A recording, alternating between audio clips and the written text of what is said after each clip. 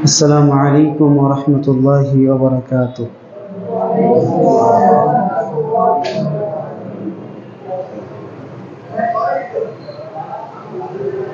الحمد لله والصلاة والسلام على من لا نبي بعده. أما بعد، فقد قال الله سبحانه وتعالى في كلامه المجيد: ويسألونك عن الروح قل الروح من أمر ربي। প্রশংসা আল্লাহ তাআলার জন্য। আলহামদুলিল্লাহ, শান্তি অবতীর্ণ হোক হযরত মুহাম্মদ সাল্লাল্লাহু আলাইহি ওয়াসাল্লামের প্রতি। আল্লাহুম্মা সাল্লি আলাইহি আল্লাহুম্মা বারিক আলাইহি।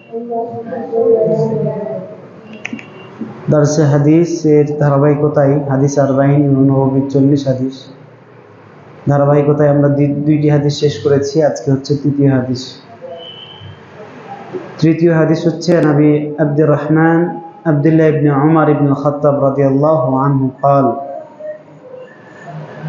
আবু আব্দুর রহমান আব্দুল্লাহ ইবনে উমর ইবনে খাত্তাব অর্থাৎ উমর রাদিয়াল্লাহু তাআলা আনহুর পুত্র আব্দুল্লাহ থেকে বর্ণিত। আব্দুল্লাহ বলছেন, সামি'তু রাসূলুল্লাহ সাল্লাল্লাহু আলাইহি ওয়াসাল্লাম ইয়াকুল, আমি রাসূলুল্লাহ সাল্লাল্লাহু আলাইহি ওয়াসাল্লামকে বলতে শুনেছি, বুনিয়াল ইসলামু আলা খামসিন, ইসলামের ভিত্তি, ইসলাম প্রতিষ্ঠিত 5টি স্তম্ভের উপর। ইসলামের ভিত্তি কয়টি? 5টি। প্রথমে হচ্ছে শাহাদাতি আল্লা ইলাহা ইল্লাল্লাহ ওয়া আন্না মুহাম্মাদান আবদুহু ওয়া রাসূলুহু।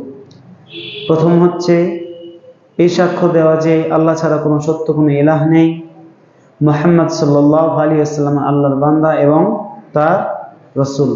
ওয়া ইকামিস সালাতি, সালাত প্রতিষ্ঠা করা, ওয়া ইতাইজ যাকাতি, যাকাত প্রদান করা, ওয়া হজ্জিল বাইতি, এবং হজ সম্পাদন করা, ওয়া সাওমি রমাদান, রমাদান মাসে সিয়াম পালন করা।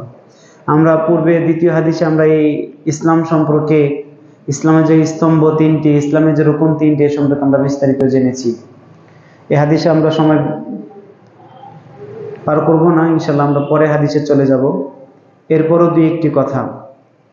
এখানে আমরা হাদিসের মধ্যে যেটা দেখতে পাচ্ছি, বুনিয়াল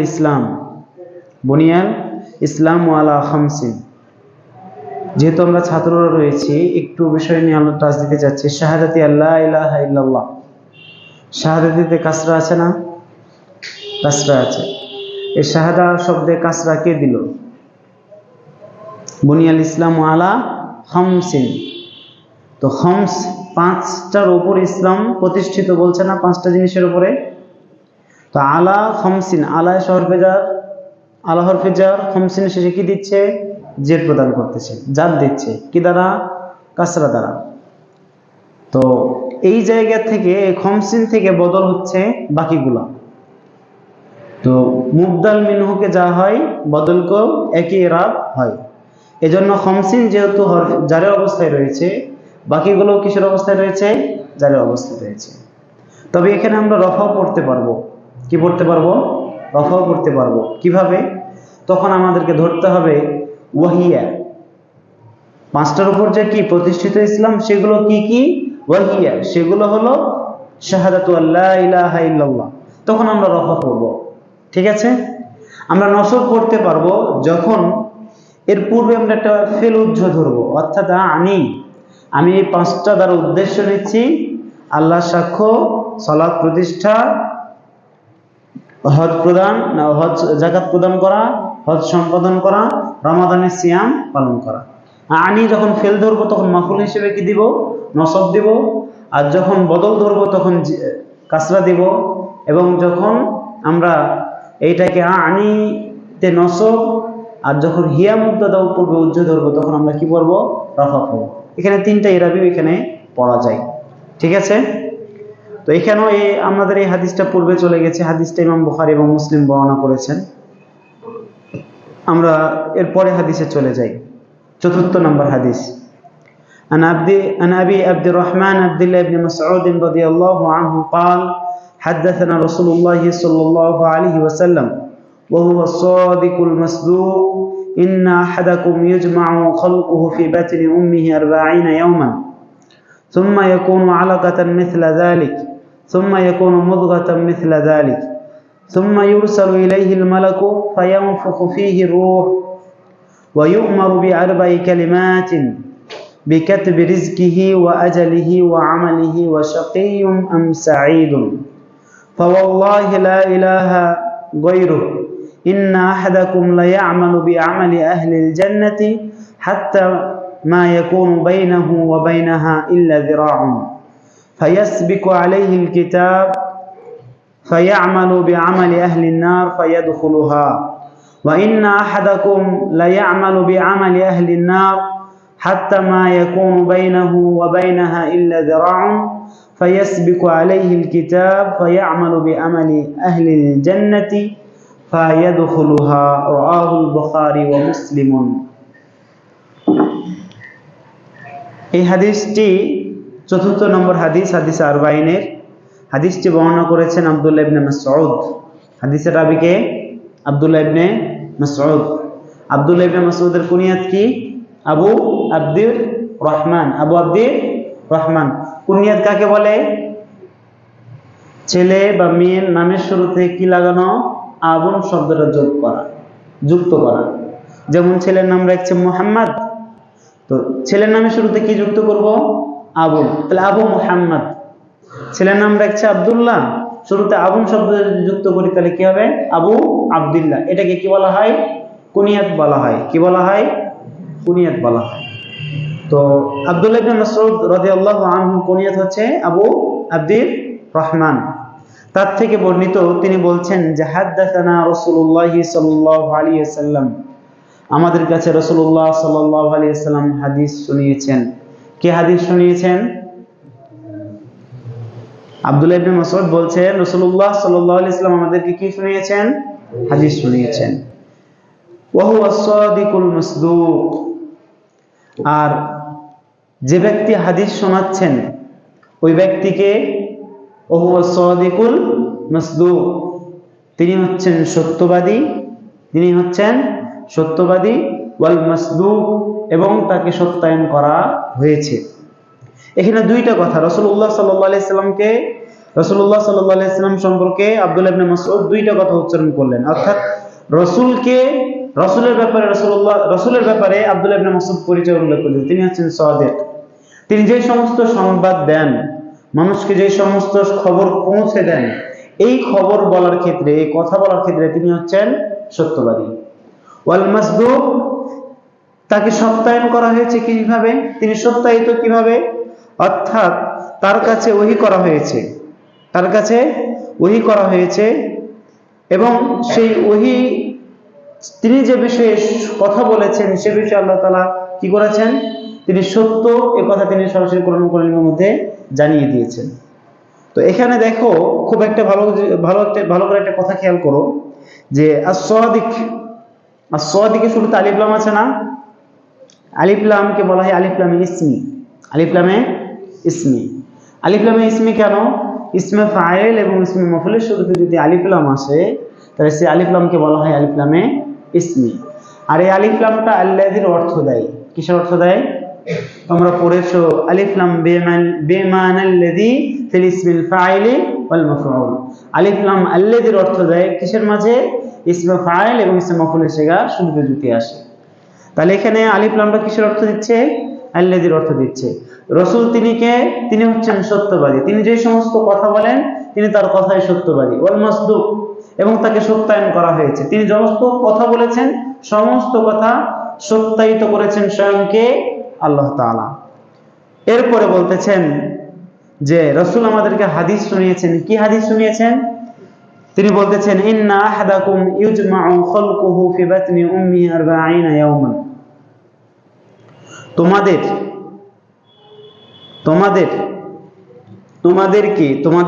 তোমাদের মধ্য থেকে প্রত্যেক ব্যক্তিকে, প্রত্যেক মানুষকে তার মায়ের পেটে 40 দিন রাখা থাকে বীর্য আকারে। কি আকারে? বীর্য আকারে। সুম্মা ইয়াকুনু আলাকাতান মিসলা যালিক, অতঃপর সেটা বীর্য আকারে থাকে কতদিন? 40 দিন। এইরকম ভাবে বীর্য আকারে তোমাদেরকে রাখা থাকে, এটা কতদিন থাকে? 40 দিন থাকে। সুম্মা ইয়াকুনু আলাকাতাম মিসলা যালিক সুম্মা ইয়াকুনু মুদগাতাম মিসলা যালিক, এরপরে আবার 40 দিন পরে সেটা রক্তপিণ্ডে পরিণত হয়। কিসে পরিণত হয়?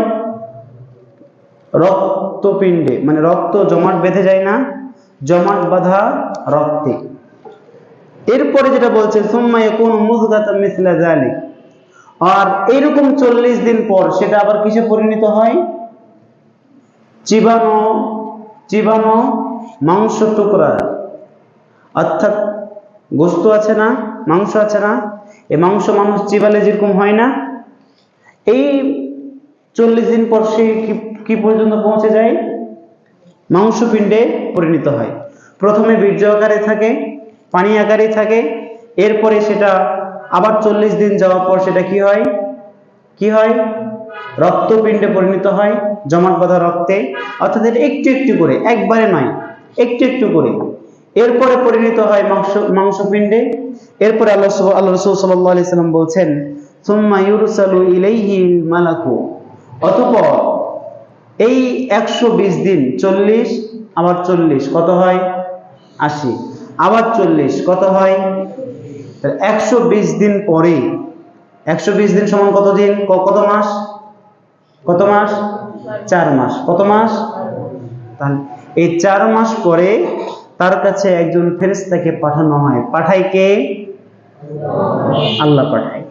তাহলে এই 4 মাস পর, 120 দিন পর, 3টা স্টেপ। প্রথমত বীর্য আকারে থাকে, এরপরে সেটা জমাট বাঁধা রক্তে পরিণত হয়, এরপরে মাংসপিণ্ডে পরিণত হয়, এরপরে একজন ফেরেশতাকে কি করা হয়?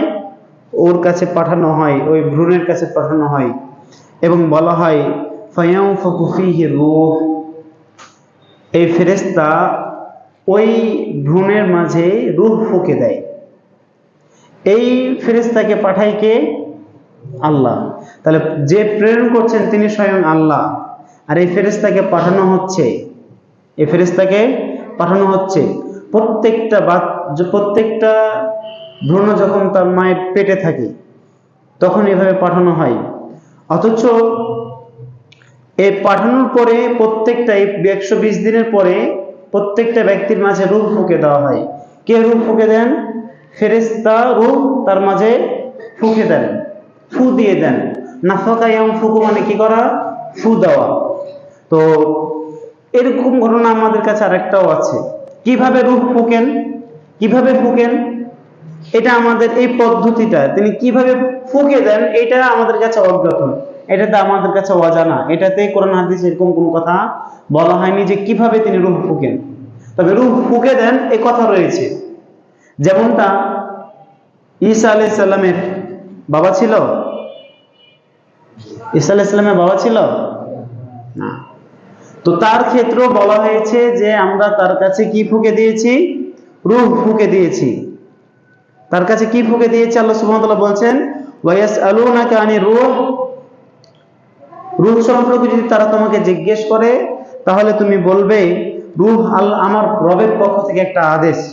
আর সূরা মারইয়ামের ভিতরে বলা হয়েছে যে আমরা তার কাছে জিবরিলকে পাঠালাম, জিবরিলের মাধ্যমে আমরা মারইয়ামের কাছে কি ফুঁকে দিয়েছি? রূহ ফুঁকে দিয়েছি। এই রূহ সম্পর্কে যখন জিজ্ঞেস করেছিল রাসূলুল্লাহ সাল্লাল্লাহু আলাইহি সাল্লামকে, তখন রাসূল সাল্লাল্লাহু আলাইহি সাল্লাম উত্তর দিয়েছিলেন সেটা আমার রবের পক্ষ থেকে একটা আদেশ। তো রূহ ফেরেশতার মাধ্যমে ফুঁকা হয়, এবং এই রূহটা হচ্ছে আল্লাহ তাআলা একটা কেবলমাত্র আদেশ। এই আদেশের মাধ্যমেই প্রত্যেকটা ব্যক্তির, প্রত্যেকটা ভ্রূণের ভিতরে প্রাণের সঞ্চার হয়, প্রাণ চলে আসে, জীবন আসে। বোঝা গেছে? এরপরে রাসূলুল্লাহ সাল্লাল্লাহু আলাইহি সাল্লাম বলছেন ওয়ায়ুমারু বিআরবাই কালিমাত, আর এই ফেরেশতাকে যে 120 দিন পর পাঠানো হয়, এই ফেরেশতাকে 4টা বিষয়ে আদেশ করা হয়। কয়টা বিষয়ে? 4টা বিষয়ে। কয়টা বিষয়ে? 4টা বিষয়ে। বিকাতবি রিজকিহি, ওই ভ্রূণের যে পৃথিবীতে আসতেছে তার রিজিক সম্পর্কে, তার রিজিক লিখে দেওয়ার ক্ষেত্রে তাকে কি করা হয়? আদেশ করা হয়। কিন্তু মানুষের রিজিক তো লেখা আছে আজ থেকে কত বছর আগে? 50,000 বছর আগে লেখা রয়েছে। আবার লিখতেছে কেন? এটা আবার নতুন করে রিনিউ করতেছে। এর পর্যায়ে কোনটা? 3 ভাবে হয়ে থাকে। এক হচ্ছে পৃথিবীর সৃষ্টি, মানব সৃষ্টির 50,000 বছর আগে যেমন লিখেছে, আরেকবার লেখা হয় মায়ের পেটে, আরেকবার লেখা হয় লাইলাতুল কদরে। কিসে? লাইলাতুল কদরে 3বার লেখা হয়, 3বার এইটা মানুষের ভেতরে। কিন্তু প্রথম লেখা হয়ে গেছে কখন? 50,000 বছর আগে। ওটা হচ্ছে লাউহে মাহফুজে সংরক্ষিত রয়েছে। তাহলে প্রথম যে বিষয়টা লেখা হয় সেটা হচ্ছে তার রিজিক সম্পর্কে। কি সম্পর্কে? রিজিক সম্পর্কে। রিজিক কাকে বলে? রিজিক বলা হয় মায়ান্তাফিউ বিহিল ইনসান, মানুষ যেটা থেকে উপকার লাভ করে, উপকৃত হয়, সেটাই হচ্ছে রিজিক। সেটা হচ্ছে কি? রিজিক। রিজিকটা 2 ভাগে বিভক্ত। রিজিকটা কয় ভাগে বিভক্ত? 2 ভাগে বিভক্ত। প্রথম নম্বর হচ্ছে যেটা শরীরের সাথে সম্পৃক্ত, আর আরেকটা হচ্ছে দিনের সাথে সম্পৃক্ত। অর্থাৎ যেটা খাবার মাধ্যমে, যে খাদ্য পানীয় গ্রহণ করার মাধ্যমে মানুষের শরীর কি হয়? গঠিত হয়, মানুষের শরীর সুস্থ থাকে, এটা একটা রিজিক। আরেকটা রিজিক হচ্ছে দিনের ক্ষেত্রে। এই রিজিক হচ্ছে ইলম শিক্ষা করা, ইলম অর্জন করা, এবং এই ইলমের মাধ্যমে মানুষ ঈমান, জ্ঞান, তার ঈমানকে পরিপূর্ণ করা। এটা হচ্ছে দিনের ক্ষেত্রে রিজিক। আর এই হাদিসের ক্ষেত্রে 2টাই উদ্দেশ্য, শরীরের এবং দিনের, উভয়টাই হাদিসের ক্ষেত্রে উদ্দেশ্য। এই 2টাই প্রত্যেকটা ব্যক্তির জন্য কি করে দেওয়া হয়? লিখে দেওয়া হয়। সে কতটুকু জ্ঞান অর্জন করবে এবং সে কতটুকু ঈমান আনবে, এটা হচ্ছে দিনের ক্ষেত্রে রিজিক। আর দুনিয়ার ক্ষেত্রে বা শরীরের ক্ষেত্রে রিজিক কোনটা? মানুষ যে খাচ্ছে, যা পান করছে, এটা হচ্ছে শরীরের, বডির রিজিক। বুঝা গেছে? তাহলে রিজিক হচ্ছে কয় ভাগে বিভক্ত? 2 ভাগে বিভক্ত। একটা শরীরের ক্ষেত্রে, একটা দিনের ক্ষেত্রে। শরীরের ক্ষেত্রে হচ্ছে খাদ্য পানীয়, আর দিনের ক্ষেত্রে হচ্ছে ইলম এবং ঈমান। ইলম এবং ঈমান। এরপরে বলা হচ্ছে ওয়া আজালি, এবং কি সম্পর্কে লিখে দেওয়া হয়? তার মৃত্যু সম্পর্কে। দুনিয়াতে সে কতকাল অবস্থান করবে, দুনিয়াতে সে কতদিন বাঁচবে, দুনিয়াতে সে কত বছর থাকবে, কয় সেকেন্ড থাকবে, এইটা লিখে দেওয়া হয়। এজন্য কোন ব্যক্তির যদি মৃত্যু চলে আসে, তাহলে সে তার 1 মুহূর্ত পিছাবে না, আর 1 মুহূর্ত সে আগেও যাবে না। এইটা হচ্ছে দুনিয়ার প্রত্যেকটা ব্যক্তির সময়কে নির্ধারণ করে দেওয়া হয়েছে। কারণ আল্লাহ সুবহানাহু ওয়া তাআলা বলছেন ওয়ালা ইউআখিরুল্লাহু নাফসান ইল্লা জাআ আজালুহা। আল্লাহ তাআলা কোন নাফসকে তার যখন মৃত্যু চলে আসবে, তখন তাকে আর 1 মুহূর্তের জন্য বিলম্বিত করবেন না, 1 মুহূর্তের জন্য তাকে আর পৃথিবীতে রাখবেন না, তাকে তুলে নেবেন। আমরা অনেকেই বলি, যখন আমাদের অসুখ বিসুখ হয়, তখন আমরা বলি যে এই অসুখের কারণে মারা গেছে। আসলে না, তার মৃত্যু চলে এসেছে, যেন মারা গেছে। এই জন্য দেখতে পাবো যে অনেক যুবক কোনো অসুখ বিসুখ কোনো কিছুই নেই, তারপরে সে হঠাৎ করে মারা গেছে। কেননা তার কি নেই? আর আজাল নেই, তার সময় নেই, তার সময় কি হয়ে গেছে? শেষ হয়ে গেছে। আবার দেখা যাচ্ছে সে রোগা, জীর্ণ শীর্ণ, কিন্তু তার সময়, তার রিজিক, তার জীবন রয়েছে, তার সময় রয়েছে। এই জন্য দেখা যাচ্ছে 80 বছর পর্যন্ত কি বিছানাতে পড়ে থেকেও সে বেঁচে আছে। আবার কোনো অসুখ নেই, কোনো বিসুখ নেই, সে সুস্থ, তারপরে সে কি হয়ে গেছে? মারা যাচ্ছে। এটা হচ্ছে তার আজাল না থাকার কারণে, তার সময় না থাকার কারণে। এই সময় সে পৃথিবীতে কতদিন বাঁচবে, এটা প্রত্যেকটা মানুষকে তার পেটের ভিতরে যখন সে থাকে ভ্রূণ অবস্থায়, তখন রূহ ফুঁকে দেওয়ার সময় এইটা লিখে দেওয়া হয় সে পৃথিবীতে কতকাল বাঁচবে। ইবনে উসাইমিন রাহিমাহুল্লাহ এই হাদিসের ব্যাখ্যা করতে গিয়ে তিনি একটা ঘটনা উল্লেখ করেছেন, যে উনি স্বচক্ষে একটা ঘটনা দেখেছেন বলে তিনি উল্লেখ করেছেন। তিনি বলতেছেন যে আমি একদা রাস্তা দিয়ে যাচ্ছি, তো একটা মোটরসাইকেল আর একটা প্রাইভেট গাড়ি, কার, তো দুইটা যখন মুখোমুখি হয়েছে, মোটরসাইকেলও থেমে গেছে, গাড়িও থেমে গেছে। যে গাড়িটা আসছিল সে গাড়িটাও কি হয়ে গেছে? থেমে গেছে। এরপরে মোটরসাইকেল ওয়ালা চিন্তা করতেছে যে গাড়ি পার হয়ে যাক, এরপরে আমি যাব। আর গাড়িওয়ালা চিন্তা করতেছে না, মোটরসাইকেলটা চলে যাক, এরপরে আমি যাব। তো 1 মিনিটের মতো উভয় কি করেছে? থেমেছিল। এরপরে মোটরসাইকেল আলাও চিন্তা করতেছে সে তো গেল না, তাহলে আমি যাই। এবার গাড়ি আলাও চিন্তা করতেছে মোটরসাইকেল তো গেল না, এবার আমি যাই। এরপরে যখন দুইটাই যখন আবার একসাথে গেছে তখন একসাথে ধাক্কা লেগে সাথে সাথে মারা গেছে। দেখো, তার 1 মিনিট হায়াত ছিল, 1 মিনিট সে তা বাঁচত, বেঁচে থাকতো। এই জন্য দেখো প্রথমেই সে কিন্তু ধাক্কা লেগে মারা যেতে পারতো, কিন্তু মারা যায়নি, মারা গেছে কি পরে আবার 1 মিনিট পরে আবার কি হলো, ধাক্কা লেগে তারপর সাথে সাথে মৃত্যুবরণ করলো। এই জন্য প্রতিটা মানুষের, প্রতিটা ব্যক্তির জীবন, সে পৃথিবীতে কতকাল বাঁচবে এটা তার মায়ের পেটে থাকা অবস্থায়, ভ্রূণ অবস্থা থাকা অবস্থায় এটা লিখে দেওয়া হয়। তবে এক হাদিসের মধ্যে আমরা পড়েছি, যে হাদিসের মধ্যে বলা হয়েছে কেউ যদি তার আয়ুকে বৃদ্ধি করতে চায়, জীবনকে বৃদ্ধি করতে চায়, ফালিয়াসিল রাহিমাহু, তাহলে সে আত্মীয়তা সম্পর্ক যেন বজায় রাখে। আত্মীয়তা সম্পর্ক বজায় রাখলে কি বৃদ্ধি পায়? আয়ু বৃদ্ধি পায়, জীবন বৃদ্ধি পায়। এটা হাদিসে রয়েছে। তাহলে সে হাদিসের ব্যাখ্যা কি?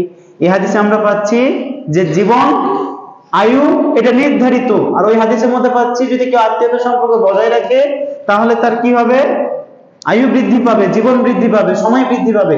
তাহলে দুই হাদিসের মধ্যে সংঘর্ষ লাগলো কি লাগলো না? উত্তর কি? উত্তর হচ্ছে সময় বৃদ্ধি পাবে না, বরঞ্চ তার জীবনে আল্লাহ তাআলা বরকত দিবেন। তার জীবনে কি দিবেন? বরকত দিবেন। সে 100 বছরে যে কাজটা করত, সে এই 30 বছর 40 বছর বয়সে সে কাজটা সে সম্পূর্ণ করবে। আল্লাহ তাআলা তার জীবনে এরকম বরকত দিবেন। এইটা হচ্ছে ওই হাদিসের প্রতি উত্তর। তাহলে বুঝা যাচ্ছে ফেরেশতাকে পাঠিয়ে ফেরেশতা রূহ ফুঁকে দেয়, এরপরে তাকে 4টা বিষয় আদেশ করা হয়। 1 নাম্বার কি? তার রিজিক লিখে দেওয়া হয়। 2 নাম্বার তার জীবন, তার আয়ু নির্ধারণ করে দেওয়া হয়। এরপরে বলা হচ্ছে ওয়া আমালি, সে কি আমল করবে, সে কি আমল করবে এটাও লিখে রাখা হয়, এটাও লিখে দেওয়া হয়।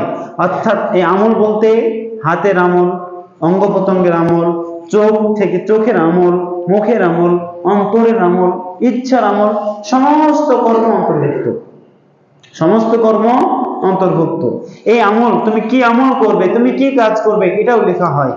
এরপরে বলতেছে ওয়া শাকিম আম সাঈদুন, এরপরে লেখা হয় সে হতভাগা না দুর্ভাগা, সে হতভাগা না সৌভাগ্যবান, সে সৌভাগ্যবান না দুর্ভাগ্যবান, না সে দুর্ভাগা।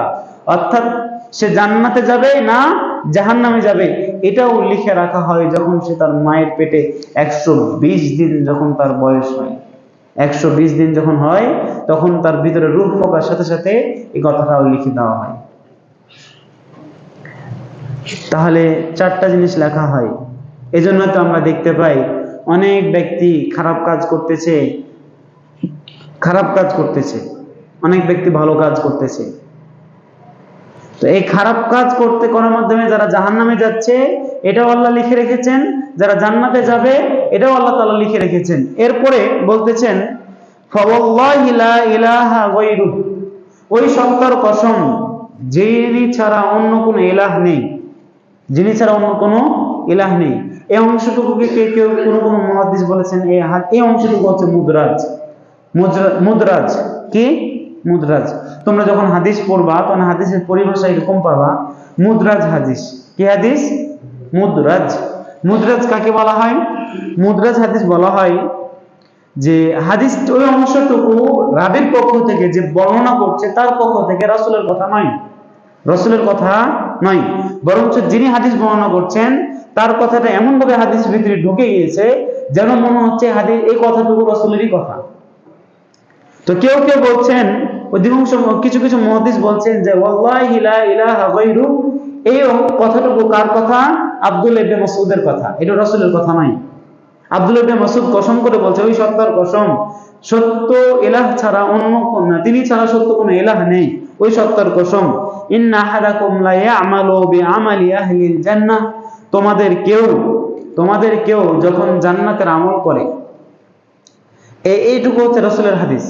আর আগেরটুকু এই কথাটুকু যেটুকু কসম করে বললেন এই হাদিস অংশটুকু কেউ বলেছেন মুদরাজ, কেউ বলেছেন মুদরাজ।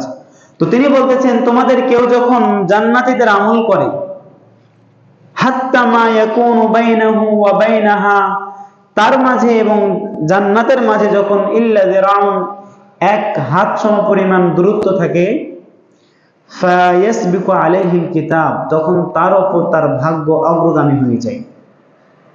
মানে ভালো কাজ করতে করতে করতে করতে করতে করতে ঠিক মারা যাবে, তার আগ মুহূর্তে তার ভাগ্য, তার যা লেখা রয়েছে, সে ভালো কর্ম করবে কি খারাপ কর্ম করবে, এটা তার উপর, তার ভাগ্য তার উপর অগ্রগামী হয়। ফলে সে কি করে, ফায়ামালু বিআমালি আহলিন নার, আর এক হাত বাকি রয়েছে, এক হাত পরে সে কি করবে, জান্নাতে ঢুকে যাবে, জান্নাতে প্রবেশ করবে।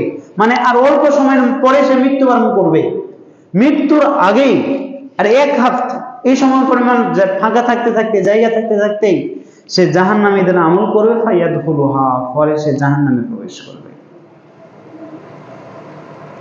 এরপরে বলছেন ওয়াইন্না আহাদাকুম লা ইয়ামালু বিআমালি আহলিন নার, আর তোমাদের কেউ যখন জাহান্নামীদের আমল করতে থাকে করতে থাকে করতে থাকে, হাত্তা মা ইয়াকুনু বাইনাহু ওয়া বাইনাহা ইল্লা যিরাউন, তার মাঝে এবং জাহান্নামের মাঝে যখন আর এক হাত বাকি থাকে জাহান্নামে প্রবেশ করতে, মৃত্যু আসতে, ফায়াসবিকু আলাইহিল কিতাব, তার উপর তার ভাগ্য অগ্রগামী হয়। ফায়ামালু বিআমালি আহলিল জান্নাতি ফায়াদখুলুহা, অতঃপর সে জান্নাতীদের আমল করে সে জান্নাতে প্রবেশ করে। এই হাদিস থেকে দুইটা বিষয় শিক্ষা আমরা শেষে যে অংশটুকু পড়লাম, দুইটা জিনিস। একটা হচ্ছে সে জীবনে ভালো কাজ করছে না, খারাপ কাজ করতেছে, খারাপ কাজ করতে করতে করতে করতে একেবারেই বয়স, শেষ বয়সে পরিণত হয়েছে, শেষ বয়সে চলে এসেছে, তখন সে কি করলো, ভালো কর্ম করলো। এই ভালো কর্ম করার কারণে আল্লাহ তাআলা তাকে জান্নাতে দিলেন। আর খারাপ, ভালো কাজ করতেছে ভালো কাজ করতেছে ভালো কাজ করতেছে করতে করতে করতে যখন সে মারা যাচ্ছে, মারা যাওয়ার আগ মুহূর্তে সে কুফরি করে, সে শিরক করে, সে মাজারে সিজদা দিয়ে সে কি করলো, মৃত্যুবরণ করলো। অর্থাৎ তার ভাগ্য তার উপর অগ্রগামী হলো, হওয়ার পরে সে জাহান্নামে চলে গেল। এই জায়গাটা খুব কঠিন, তাকদীরের বিষয়, কার ভাগ্যে কি রয়েছে এটা আল্লাহ তাআলাই ভালো জানেন। এজন্য আমরা দেখি অনেক আলেম অনেক পড়াশোনা করেছে, দিনের জ্ঞান অর্জন করেছে, করতে করতে করতে করতে আমল করতেছে, ভালো কাজ করতেছে, শেষ বয়সে গিয়ে নাস্তিক হয়ে মারা যাচ্ছে, বা ইহুদি খ্রিস্টানদের এজেন্ট হয়ে মারা যাচ্ছে। আবার অনেকে দেখা যায় সারা বছর সে ইসলামের বিরুদ্ধে কথা বলতে বলতে বলতে বলতে বলতে বয়সে, শেষ বয়সে গিয়ে সে ইসলাম গ্রহণ করে মৃত্যুবরণ করছে। এরকম অনেক ঘটনা রয়েছে। আমাদের আশেপাশে অনেক মুরব্বীদেরকেও দেখা যায়, যারা দেখা যায় সারা জীবন শুধু অসৎ কর্ম করেছে, মারামারি করেছে, হাঙ্গামা দাঙ্গামা করেছে, ভালো কাজ করেনি, জাহান্নামীদের কর্ম করেছে। ঠিক যখন মৃত্যুর সময় এসেছে, বয়স হয়ে গেছে, তখন ভালো কর্ম করে সে কি করে গেল, জান্নাতে চলে গেল।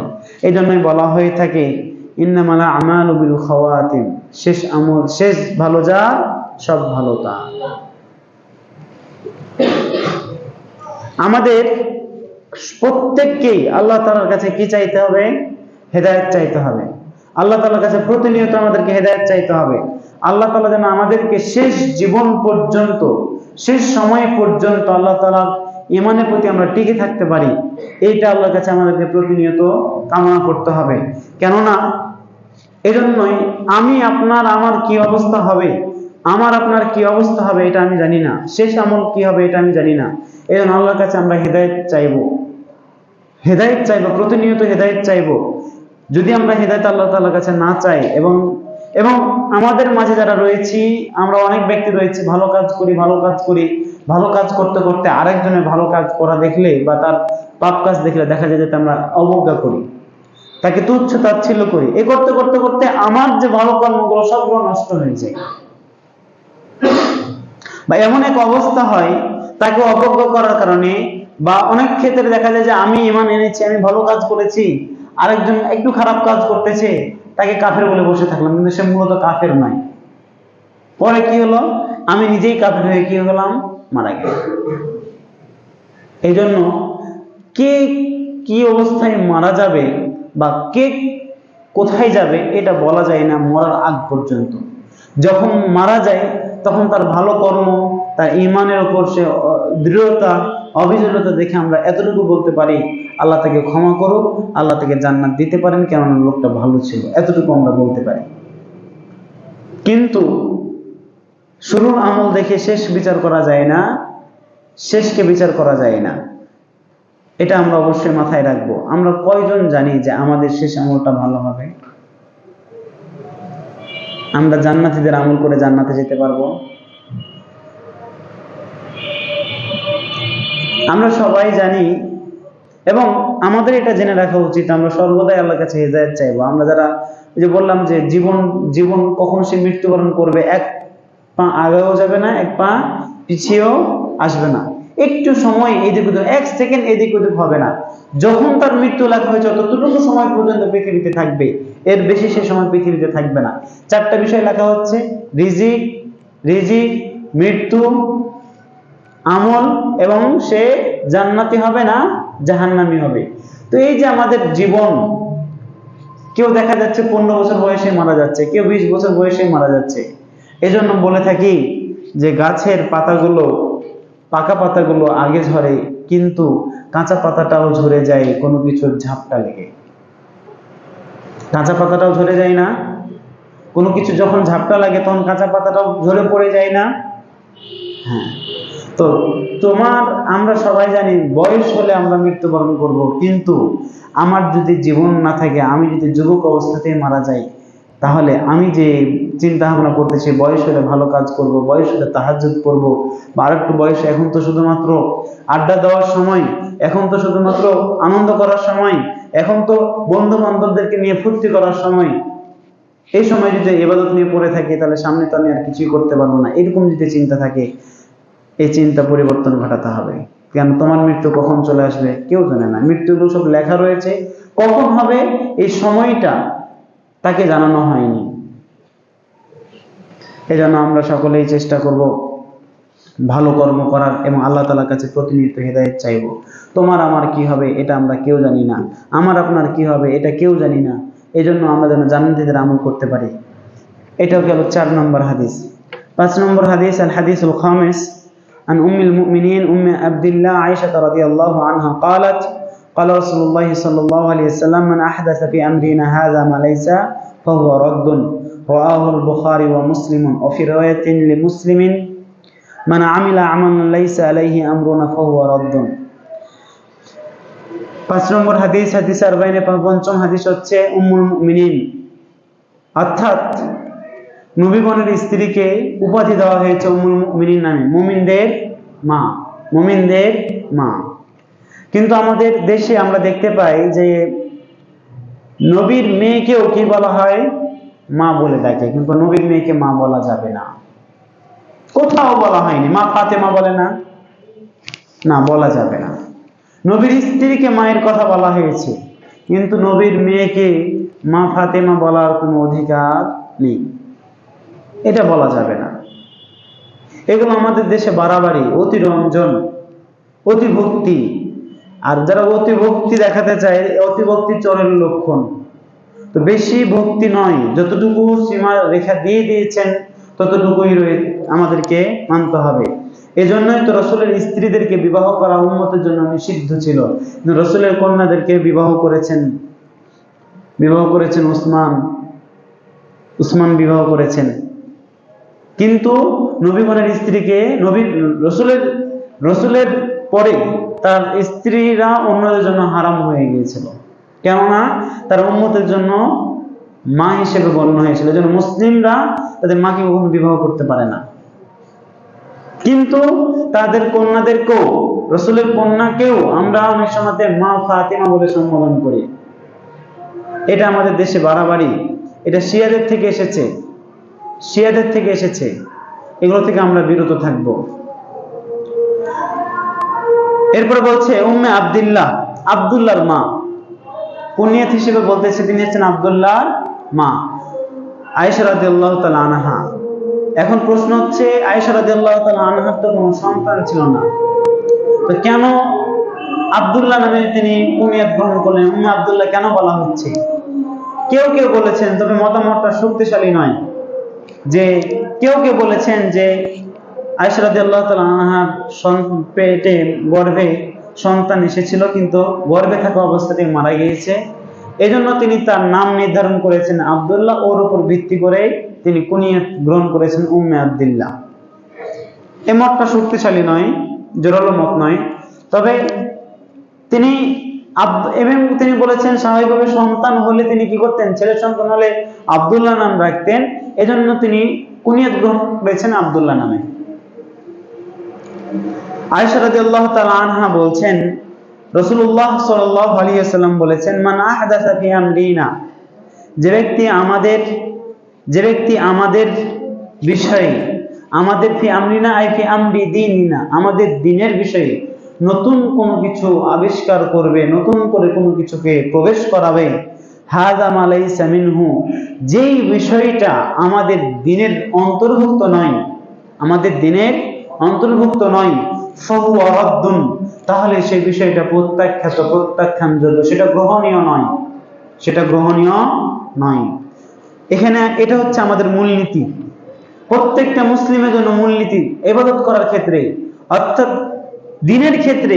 আবার আমাদের দেশে আবার বেদাতের সংজ্ঞা দিতে গিয়েও আমাদের যারা বেদাতি ভাইরা রয়েছে, যারা বেদাতকে খুব ভালোবাসে, বেদাত প্রিয়, তারা আবার ভুল ব্যাখ্যা করে। তারা বলে যে ফ্যানও তো নতুন করে আবিষ্কার করা হয়েছে পরে, তাহলে এটাও বেদাত, তাহলে এটা বাতাস খাচ্ছ কেন? কিন্তু আসলে বেদাতের সংজ্ঞা ওইটা না। হ্যাঁ, শাব্দিক অর্থে এটা বেদাত, কিন্তু হাদিসের দৃষ্টিতে বা শরীয়তের দৃষ্টিতে বেদাত হচ্ছে দ্বীনের ভিতরে নব আবিষ্কৃত জিনিসই হচ্ছে বেদাত। দ্বীনের ক্ষেত্রে, ইবাদতের ক্ষেত্রে যা রাসূল করেননি, যা রাসূল বলেননি, যেটা প্রতি রাসূল সমর্থন দেননি, এই বিষয়ে যদি কেউ কোনো কিছু নতুন করে দ্বীনের ভিতরে ঢোকায়, তাহলে সেটা বেদাত, অন্যগুলো বেদাত নয়। বুঝা গেছে? তো দুনিয়ার ভিতরে নতুন করে কোনো কিছু কি করা যাবে না, প্রবেশ করানো যাবে না। যদি কেউ নতুন করে কোনো কিছু প্রবেশ করায়, তাহলে সেটা কি প্রত্যাখ্যান যোগ্য। এই হাদিসটা ইমাম বুখারী এবং মুসলিম রাহিমাহুল্লাহ বর্ণনা করেছেন। আর সহিহ মুসলিমের বর্ণনায় রয়েছে, মানে আমিলা আমালান লাইসা আলাইহি আমরুনা ফাহুয়া রাদ্দুন, কেউ যদি এমন কোনো কাজ করে যে কাজের উপরে আমাদের কোনো আদেশ নেই, সেটাও প্রত্যাখ্যাত। তাহলে দ্বীনের ভিতরে কোনো কিছু ঢোকানো যাবে না, এমন কোনো আমল করাও যাবে না যে আমলটা উপরে রাসূলের কি নেই, আদেশ নেই। তবে আমলটা খুব ভালো, কাজটা খুব ভালো, কিন্তু রাসূলের আদেশ নেই, এজন্য কাজটা করা যাবে না। রাসূলের আদেশের প্রতি আমাদের লক্ষ্য রাখতে হবে। অর্থাৎ দ্বীনের ভিতরে সংযোজনও করা যাবে না, দ্বীনের ভিতরে নতুন করে কোনো কিছু ঢোকানো যাবে না, আর এমন কোনো আমলও করা যাবে না যে আমলটা রাসূল বলেননি, সাহাবীরা করেননি, এবং খোলাফায়ে রাশিদিনদের মাঝেও যে আমলের প্রচলন ছিল না, এরকম কোনো আমল করা যাবে না। তাহলে এই দুই হাদিসের অংশে দুইটা জিনিসকে নিষিদ্ধ করা হচ্ছে। প্রথম হাদিসে নিষিদ্ধ করা হচ্ছে নতুন করে কোনো কিছু ঢোকানো, এবং এমন কোনো আমল, আমাদের দেশে বলবে এই কাজটা কি খারাপ, এই কাজটা কি খারাপ কাজ, এটা করলে সমস্যা কি? করলে সমস্যা হচ্ছে রাসূলের আদেশ নেই। রাসূল বলেছেন কোন আমল যদি কেউ করে আর সে আমলের উপর যদি আমাদের কোনো নির্দেশনা না থাকে, তাহলে সে আমলটা গ্রহণযোগ্য নয়, সে আমলটা বাতিল, সে আমল গ্রহণ করা হবে না। এজন্য সে আমল কি করব না, গ্রহণ করব না, সে আমল করতে পারবো না। সিজদা দেওয়া তো ভালো কাজ, কিন্তু এক রাকাতে যদি দুই তিনটা সিজদা দেয় হবে? কেন হবে না? রাসূলের আদেশ নেই। এক রাকাতে যদি আমি 4টা রুকু করি, চলবে? এটা রুকু করা তো ভালো কাজ, রুকু করা ভালো কাজ না? ভালো কাজ না? ভালো কাজ তো। তো তুমি একটা রাকাতে 4টা রুকু দাও দেখি, কেন করা যাবে না? রাসূলের আদেশ নেই, সেই আমলে রাসূলের কি নেই, আদেশ নেই, এজন্য সেটা করা যাবে না। এটা আমাদেরকে মাথায় রাখতে হবে। আমাদের আমল করার ক্ষেত্রে বা দ্বীনের বিষয়ে কোনো কিছু বলার ক্ষেত্রে আমাদের দ্বীনে যেমন ঢোকাও যাবে না, দ্বীন থেকে কোনো কিছু কাটছাঁটও করা যাবে না, এবং এমন কোনো আমলও করা যাবে না যে আমলের প্রতি রাসূলের কি নেই, নির্দেশনা নেই। এটা আমাদেরকে খেয়াল রাখতে হবে। এটা হচ্ছে আমাদের মূলনীতি, এটা আমাদেরকে রাসূলুল্লাহ সাল্লাল্লাহু আলাইহি ওয়াসাল্লামের পক্ষ থেকে মূলনীতি দিয়ে দেওয়া হয়েছে। অবশ্যই আমরা এই মূলনীতি অনুসরণ করব, এবং আমাদের বাস্তব জীবনে যারা পথভ্রষ্ট হয়ে যাচ্ছে তাদের প্রতি আমরা ইসলামের প্রতি, দ্বীনের প্রতি আহ্বান জানাবো। আল্লাহ তাআলা আমাদেরকে সবাইকে দ্বীনের জন্য কবুল করুন। এবং আমরা যে আজকে আলোচনা শুনলাম, প্রথম তৃতীয় নম্বর হাদিস ছিল ইসলাম 5টি স্তম্ভের উপর প্রতিষ্ঠিত। চতুর্থ হাদিস ছিল হচ্ছে মানব সৃষ্টির রহস্য সম্পর্কে, মানুষকে কিভাবে সৃষ্টি করা হয়। বিজ্ঞান আজও অক্ষম কিভাবে মানুষকে সৃষ্টি করা হচ্ছে, কিভাবে মানুষের ভিতরে রূহ ফুঁকে দেওয়া হচ্ছে। এই রূহ ফুঁকে দেওয়ার জ্ঞান একমাত্র কার কাছে? আল্লাহর কাছে। মানুষকে আল্লাহ তাআলা খুব স্বল্পই জ্ঞান দিয়েছেন। এই যে রাসূলুল্লাহ সাল্লাল্লাহু আলাইহি ওয়াসাল্লাম উদাহরণ দিয়েছেন যে এক চড়ুই পাখি সমুদ্রে একটু পানি নিয়ে তোলে উঠে গেল। আল্লাহ বলছেন যে এই চড়ুই পাখি যে পানিটুকু তুললো এটুকু হচ্ছে পৃথিবীর মানুষের জ্ঞান, আর সমুদ্রে যে পানিটুকু অবশিষ্ট থাকলো এটা হচ্ছে আল্লাহর জ্ঞান। আল্লাহ তাআলা কিভাবে রূহ ফুঁকেন, তার ভেতরে কিভাবে রূহ দিয়ে দেন, এই বিষয়ে আল্লাহ তাআলাই জ্ঞান রাখেন। হাজার গবেষণা করো না কেন, কোনো কিছুই তোমার পক্ষে বলা সম্ভব নয়, পারবে না। তো এই হাদিসের মধ্যে যে বিষয়টা আসছে সেটা হচ্ছে ভাগ্যর আরবি হচ্ছে কদর মানে হচ্ছে গোপন, যা চোখে দেখা যায় না, ঘটার আগ পর্যন্ত যেটা চোখে দেখা যায় না, যেটা তাকদীর গোপন রয়েছে, যেটা চোখে দেখা যায় না, সেটা নিয়ে সমালোচনা করব না। যারা এই ভাগ্য নিয়ে বাড়াবাড়ি করেছে তারাই পথভ্রষ্ট হয়েছে, মাতামাতি করেছে তারাই পথভ্রষ্ট হয়েছে। আমরা ভাগ্য নিয়ে বাড়াবাড়ি করব না, আল্লাহর কাছে সর্বদাই আমরা হিদায়াত কামনা করব। আল্লাহ তাআলা যেন আমাদেরকে সঠিক পথে পরিচালিত করেন, সঠিক পথে পথ দেখান, এবং সঠিক যে রাস্তা রয়েছে সৎ কর্ম এগুলো আমরা প্রতিনিধিত্ব করতে পারি। আল্লাহ তাআলা আমাদের সেই তৌফিক দান করুন, সকলে আল্লাহুম্মা আমিন। আজকের পঞ্চম হাদিস থেকে আমাদের দাস শেষ করতেছি। সুবহানাকাল্লাহুম্মা ওয়া বিহামদিকা আশহাদু আল্লা ইলাহা ইল্লা আনতা আস্তাগফিরুকা ওয়া আতুবু ইলাইক। আসসালামু আলাইকুম ওয়া রাহমাতুল্লাহ।